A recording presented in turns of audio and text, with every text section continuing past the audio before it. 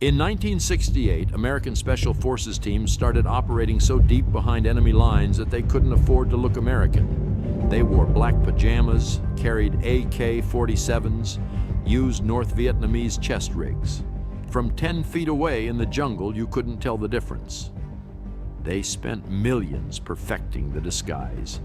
Every buckle, every strap, every weapon had to be untraceable. But there was one detail they couldn't copy. The enemy didn't need to see them. They could smell them from 100 meters away.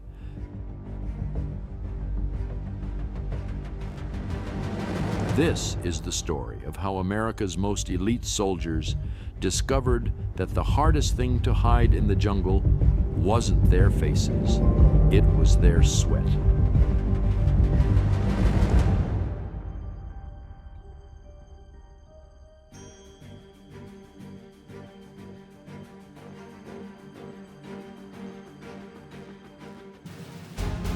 On January 24, 1964, the Pentagon activated the most classified unit in the Vietnam War, MACV-SOG.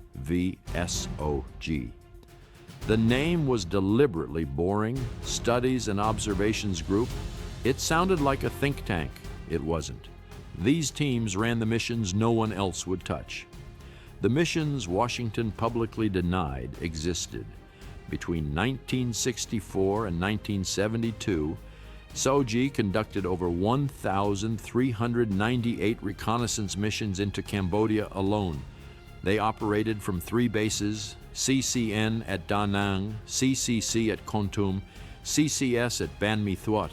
A typical team, 2 or 3 Americans, 4 to 9 indigenous fighters, mostly Montagnard Yards, ethnic Chinese Nungs, or Cambodian soldiers. They had names like Recon Team Idaho, Spike Team Alabama. Later, when they ran out of states, they switched to Snakes, RT Viper, RT Python. But here's what made them different from every other Special Forces team in Vietnam. They couldn't carry anything that proved they were American. No dog tags, no military ID, no letters from home, no rank insignia. No jump wings, no unit patches, nothing. John Plaster, who ran over 20 missions as a 1-0 team leader, explained it plainly. For all missions, we never carried any form of identification. Our uniforms were sterile. No rank, no unit designator, no jump wings, no CIB. Our Green Berets stayed at the base. Even their watches were procured through the CIA. Japanese-made Seiko 6106-8100s. Nothing that could be traced back to the U.S. military, because if they were captured, Washington would disavow them. They didn't exist.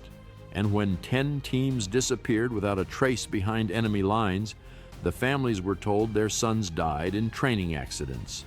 57 men went missing. Not one came back as a POW.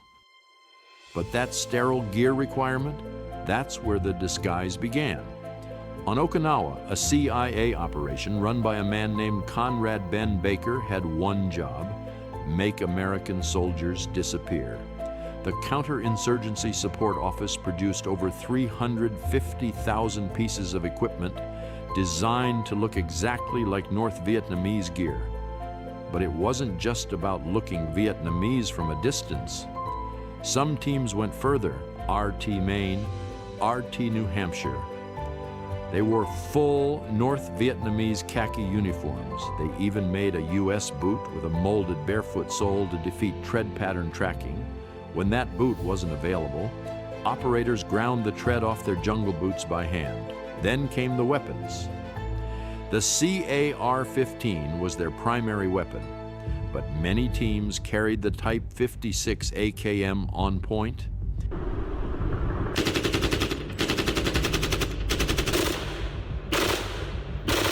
Listen to that difference.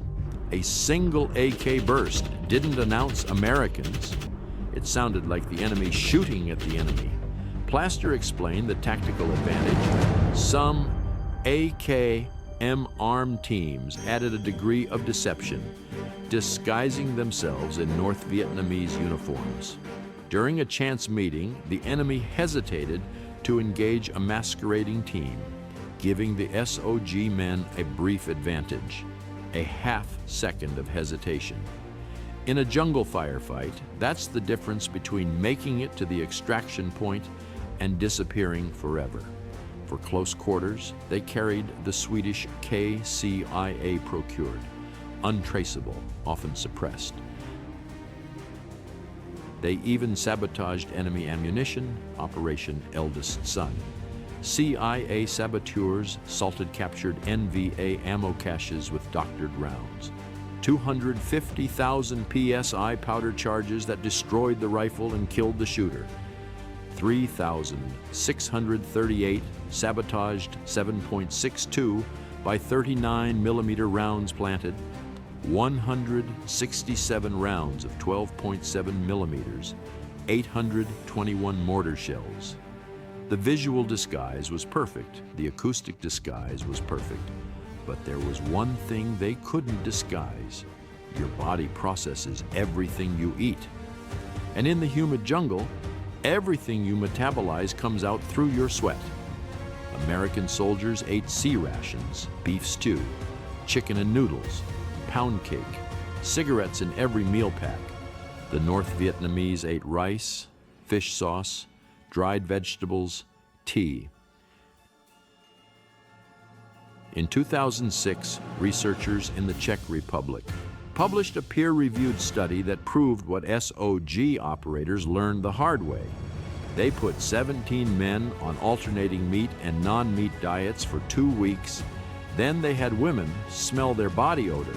Charlie Company veteran Bud Roach wrote about patrolling the Ho Chi Minh Trail. We could smell the NVA. They had a smell of burnt wood, body odor, and their food, which usually consisted of dehydrated fish. When we encountered that smell, everyone knew what the odor was and the hair would stand up on the back of the neck, he continued. If we could smell them, I expect that they could smell us as well. Louis DeSeta, who came to SOG from the 173rd Airborne, told it plainly, nearly everyone smoked in those days. The smell of American cigarettes in Southeast Asia was unmistakable. The 1970 SOG Combat Recon Manual explicitly warned operators about scent contamination. It instructed them to isolate insect repellent to prevent it from contaminating other gear. That's a manual telling you the enemy will track you by smell. Here's the science. Your sweat itself is odorless, but when protein metabolites from meat hit your skin bacteria, they intensify. The Cleveland Clinic summarizes it. Meat releases otherwise odorless proteins through perspiration that intensify when they encounter skin bacteria. And in the jungle, the North Vietnamese weren't just looking for Americans. They were smelling for them. We knew some of the guys, Kenny McMullen, some of those guys were actually SOG men, but we didn't know exactly what they did because so much was classified. But you knew that to hang on every word they said. And when I was in Panama, 89, and we started working a lot in the jungle, we went back to your SOPs. And we looked at a lot of the old SOPs, the B-52 tips, and there were some guys had them. We had to go to Fort Bragg, and because you could go to some of the instructors were still at Fort Bragg, and they still had some of their memoirs or their memos. I mean, we had to figure out how to build A camps again, so we had to go to the weapons branch and get the guys there. With the blue light guys were around, so we just started collecting all these different standard operating procedures and putting the uniforms. Because the thing I liked about you guys was there was a place for everything in its place. And I mean, so you were, and there was a purpose for everything, and everything was either taped, tied, padded, and it was to get on the ground and run from the time you hit the ground until the time that you exfilled, and be quiet. Yes, and to be quiet. So I'd like to just cover some of the stuff. Sure. Some of it may not have been with you. Some of it may have been later with Beauray. But again, I should just say, Ken Beauray is one of our heroes because one of his first assignments was in SOG running Recon with RT Idaho. As a young And then- lieutenant, yeah. As a young lieutenant. Yeah. And then Idaho was one of the first recon teams in SOG to run missions across the fence as an all-indig team. Ken had him trained up that sharp, and then he went to Sidewinder. So he served on 2 separate teams, and then went on to serve over about close to 40 years, and retired as a 2-star general, major general. And Just an outstanding soldier. still making things happen too. Oh, yeah. He's a good man. So I guess we'll start with the uniform. It was the standard jungle fatigue, and I know that one of the things that I thought was amazing that you guys had figured out that we just recently figured out again was no reaction to medications and your blood type. So you guys were some of the first that going into combat that would like here, O negative. If I come up on you as a casualty, I know your blood type, and I know you've got no reactions to penicillin or any of the other Right. medicines. And we didn't have those. We did not. Yeah, Bill Ray. We did. So they changed their diet. The Counterinsurgency Support Office developed something called the Packet Indigenous Ration, produced in Japan, funded by the CIA. It was designed to taste Vietnamese, to smell Vietnamese, to metabolize Vietnamese. 75th Ranger LRRP, Chris DeMarco, wrote about American LRP rations.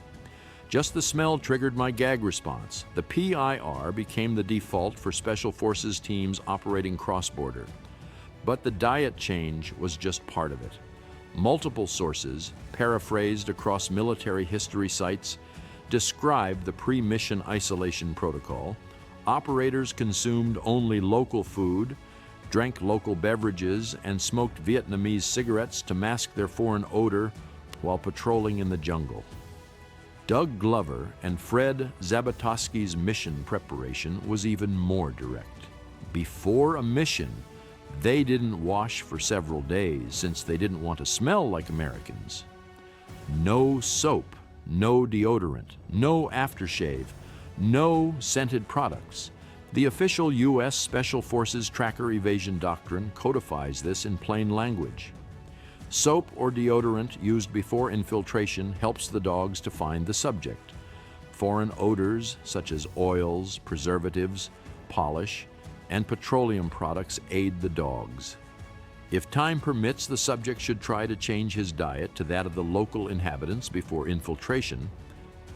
They went into the jungle smelling like the enemy, sweating like the enemy, metabolizing like the enemy.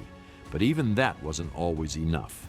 By 1968, the North Vietnamese had built a counter-reconnaissance system specifically designed to kill SOG, static trail watchers posted near every plausible helicopter landing zone. The moment a Huey dropped a team, they fired a single rifle shot straight up. A signal shot. Within minutes, trackers converged. Counter-reconnaissance companies of roughly 100 men swept the jungle looking for insertion points. And then came the trackers themselves. The dogs weren't German shepherds or bloodhounds. John Plaster was precise about their nature. The NVA dogs weren't true bloodhounds, but rather ordinary beasts taught simply to follow a scent, which they did competently. Operators reported being tracked by dogs on at least 5 to 6 occasions during cross-border missions. Their countermeasure, CS powder, black pepper, and chili powder dumped on the back trail. But the most elite hunters were the sappers.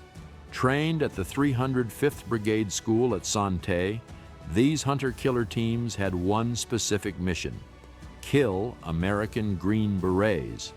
Hanoi reportedly issued bounties, an informal American Killer Award. The first confirmed sapper kill of SOG ground operators came on January 1st, 1969. RT Diamondback was hit, 3 Americans killed. The indigenous troops were deliberately spared. A psychological message. On Christmas Day, 1968, John Stryker Meyer's RT Idaho was located by NVA trackers in Laos. The trackers set the elephant grass on fire to flush them out. The team survived only because a Vietnamese Air Force pilot named Captain Thuong flew into the flames and pulled them out. That's what failure looked like, being smoked out like animals. But when the disguise worked, it worked spectacularly. Operation Thundercloud, commanded by Captain Warren W. Williams, took it to the extreme. They recruited, captured, and surrendered NVA soldiers, dressed them in NVA uniforms, gave them concealed cameras and radios, then inserted them into target areas where, as Williams wrote, they would walk down a path or road until they encountered the enemy, at which time they would strive to be invited for a meal or to sleep in an NVA bivouac area. They were eating dinner with the enemy, sleeping in their camps, photographing their documents. Master Sergeant Dick Meadows on RT Iowa crawled within feet of NVA columns on Highway 110. With an Olympus Pen E camera, he photographed convoys. Once he captured 5 NVA prisoners with the line, "Good morning, gentlemen. You are now POWs." But the disguise created one dangerous problem: friendly fire. After a SOG team member in NVA uniform was shot by his own door gunner during extraction, they developed a protocol. The 1-0 would radio, "Team color is yellow." Between 1964 and 1972, MACV-SOG achieved a kill ratio unmatched in American military history, but those numbers tell you something else. In 1968, roughly half of all Recon men were killed. Every single operator was wounded at least once. The disguise worked, but even total erasure was barely enough. They changed everything an enemy could detect. But the detail they had to hide wasn't on their uniforms. It was in their sweat, because everything you eat becomes part of what you smell like. And in the jungle, where humidity trapped scent and enemy trackers read trails like books, your breakfast could get you killed. The men who ran across the fence understood something most soldiers never had to think about. To survive in someone else's country, you couldn't just look like them. You had to metabolize like them, sweat like them, smell like them. 10 teams disappeared without a trace. 57 men never came home, not because their uniforms were wrong, not because their weapons were wrong.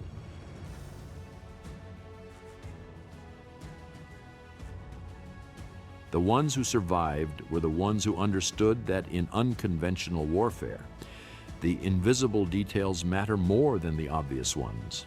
The enemy couldn't always see you, but in the humid jungle of Laos and Cambodia, with 40,000 NVA troops hunting 12-man teams, and that detail almost no one talks about is the one that determined whether you made it to the extraction point, or whether your name ended up on a wall in Washington. MACV-SOG